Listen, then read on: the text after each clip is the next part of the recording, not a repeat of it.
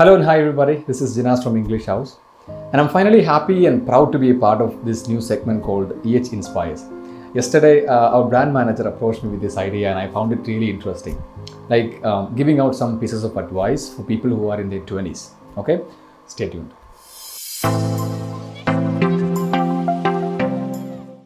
So here is the first advice. Do a reality check and understand what exactly you like doing or what exactly you want to pursue as a career. Sometimes it can be a little difficult and confusing when it comes to choosing the right career. Even when I started off my career as a language trainer, I had a lot of weird fantasies and admirations towards many things like filmmaking and illustrations, or like designing or things like that. Then I decided I should not be focusing on too many things at the same time, but rather I should be focusing on one thing at a time. And I decided I will be an entrepreneur, or else I'll be a language trainer or something like that. So the first advice is find out what you really want to do with your life. Have a clarity on that. So here's the second advice. Go out and find out a bunch of like-minded people who motivate you to do great work. Every time when we are actually focusing on something, when we are on a project, there will be situations where you feel really low and unproductive and some things don't work out and you feel really bad about it. So at this point of times, it's very important to have a backup.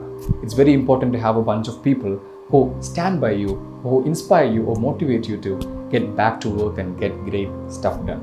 So the third advice, which is apparently connected to the second advice. Be wise when you choose your tribe. Let me repeat.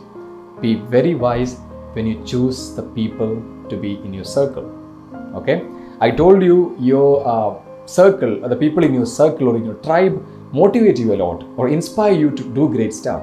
And if you choose the wrong people, they can do the exactly opposite things.